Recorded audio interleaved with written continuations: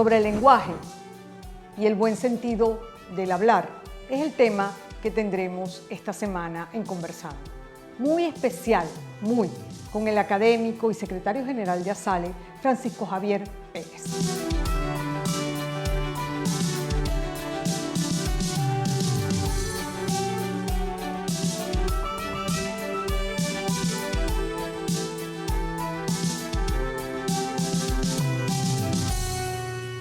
Bienvenido, Francisco Javier, un placer tenerte con nosotros, siempre tan cerca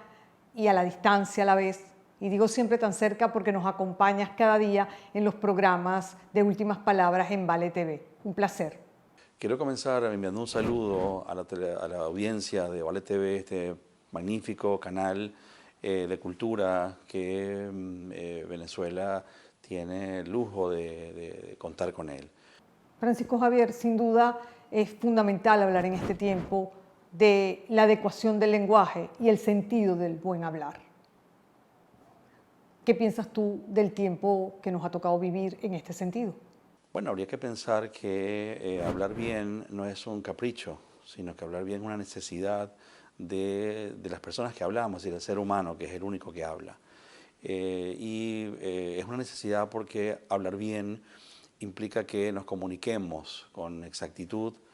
y al mismo tiempo que seamos capaces de que nuestro pensamiento discurra de manera lógica y finalmente de que la realidad, que es en definitiva de lo que habla la lengua y el lenguaje se ocupan de las cosas, de las personas, de la vida, bueno, pueda ser expresado con la debida pulcritud y la debida precisión y con la expresión correcta en cada uno de los casos. Eres académico de la Academia Venezolana de la Lengua, también de la Real Academia Española, y eres secretario de ASALE. ¿Qué academias, qué instituciones, quiénes y cómo se ocupan de la lengua en el mundo? La Academia Española, las academias y todas las instituciones que nos ocupamos de los temas de la lengua, estamos siempre ganados a recibir nuevas voces. Ha sido una tarea permanente de la Real Academia Española y de las academias el ir haciendo que el diccionario de la lengua española sea cada vez una obra completa o lo más completa posible, en la idea de que la totalidad de lo que decimos nunca va a estar en el diccionario, pero que estén recogidos los usos más importantes, y eso implica unos procedimientos científicos en materia lexicográfica y lingüística que son exigentes al momento de incorporar una voz o la otra. Para no hacer esta explicación muy larga, diría que hoy en día el Diccionario de la Lengua Española se nutre básicamente gracias al apoyo de los corpus académicos, que son repertorios que tienen millones y millones de formas que nos sirven de base para finalmente determinación de los usos, de sus distintas maneras, de su semántica, de su fonología. Es decir, ya esa idea un poco romántica de que el diccionario se iba haciendo con el acopio de palabras que llegaban un poco al azar, eso ya no existe. Al contrario, es una ciencia que se practica. La lingüística computacional, la lingüística de corpus son especialidades técnicas muy importantes que vienen a auxiliar la tarea lexicográfica moderna, y el diccionario de lengua española, un diccionario, imaginemos, de una lengua que hablan hoy en día casi 600 millones de personas. Bueno, no hay otro recurso sino echar mano de los corpus, que son esos, como decía, gigantescos repertorios que nos van a decir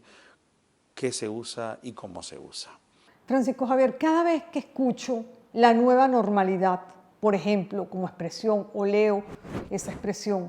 me preocupa tremendamente la lengua. Me preocupa el presente, me preocupa el futuro, me preocupa la neolengua, me preocupa el cómo manejamos la lengua en Venezuela y cómo se está manejando en el mundo en medio de la pandemia. Está claro que la lengua nos preocupa a todos, Y no nos preocupa solamente desde el punto de vista prescriptivo o del buen hablar o no, sino nos preocupa por, yo diría, lo que tiene la lengua de ideológico. Es decir, las palabras, cada palabra arrastra una historia, una vida propia. Cada palabra responde a una manera diferente de concebir la vida. Dicho de otra manera, podríamos fácilmente entender que no hay palabra ingenua, no hay lenguaje neutro, eso son utopías que no existen en la realidad. Al contrario, todo lo que decimos viene conducido por algo, justificado por algo. Y claro, la situación que vive el mundo en este momento y que vive el mundo hispanohablante en este momento, y los países donde se habla español y de cultura española, referidos a esta pandemia que acosa a todos, bueno, ha generado desde la oficialidad gubernamental y política en muchos países expresiones que vienen fuertemente conducidas por la ideología. Es lo que en lingüística se llama una neolengua, es decir, modos lingüísticos que se inventan para junto a ellos querer introducir otros conceptos y acabar, digamos, con esa asepsia que tampoco existe, pero que solemos creer que las palabras tienen. Una de las expresiones que en la neolengua de este tiempo parece ser bastante emblemática de esto que vengo diciendo es la expresión nueva normalidad, que desde instancias, como digo, de poder, instancias gubernamentales en distintos países del mundo hispánico y avalada por la casi repetición tanto crítica por parte de los medios de comunicación, se ha instalado como que al finalizar los periodos de confinamiento viene como un renacimiento, un resurgir, una nueva vida y en el fondo lo que tenemos es una situación, desarrollo de la primera que motivó los confinamientos, más cruenta, más dolorosa, más sumida en profundas necesidades. Entonces, claro, no se entiende bien lo nuevo, el objetivo nuevo siempre habla de un renacer, de un resurgir, de algo positivo y en el fondo lo que estamos viendo ya después de terminados los periodos de confinamiento, sobre todo aquí en España, pero lo mismo va a ocurrir indudablemente en Hispanoamérica, que esa nueva normalidad en el fondo es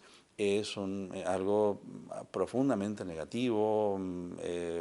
y angustiante para las personas. Entonces, claro, se pretende tapar la verdadera realidad con expresiones que podemos cargar de manera muy esperanzadora, pero que no, en el fondo lo que quieren es propagar asuntos de índole ideológica no siempre muy esclarecidos. Este momento histórico que nos ha tocado vivir nos hace pensar, repensarnos y sobre todo nos hace plantearnos cuál será y es el rol de los intelectuales, de los pensadores en la construcción del futuro. Habría que pensar también que, y es mi parecer, intelectual es toda aquella persona cuyo oficio está sustentado sobre el pensamiento. Y entonces, claro, esa idea vieja del intelectual que era como el pensador que ilustraba a la sociedad los caminos correctos, en el fondo eso ya ha pasado a otro plano. Hoy en día un intelectual es, por supuesto, los filósofos, los escritores, los historiadores, pero también los politólogos, los sociólogos y finalmente los comunicólogos. Y finalmente yo diría que un intelectual es toda aquella persona que con herramientas objetivas y con dominios discursivos correctos y adecuados y potentes es capaz de orientar a orientar a la sociedad, abrir los ojos sobre lo que está ocurriendo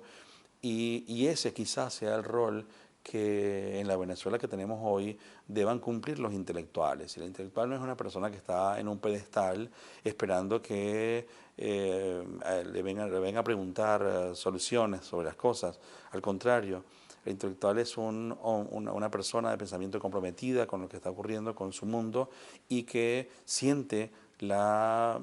imperiosa necesidad de abrir brechas para que pueda allanarse quizá ese camino terrible que le tocan a las personas comunes y corrientes vivir día a día.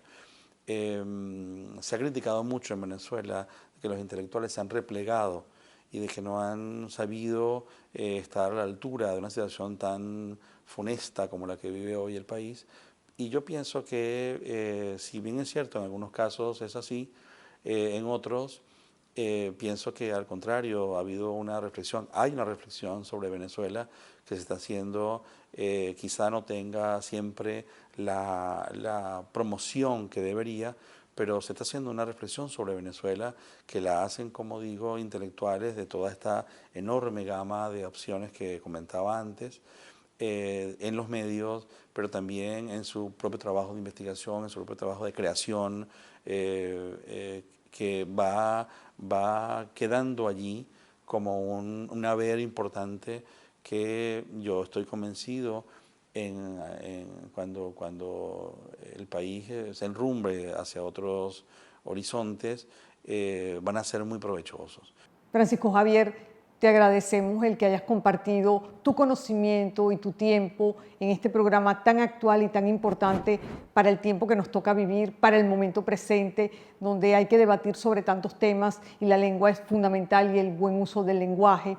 es fundamental para nosotros. Te agradecemos a la distancia, pero siempre cercano, el tiempo y la disposición que tienes para nosotros, para Vale TV, para la audiencia y para Venezuela, que es tu país. Muchísimas gracias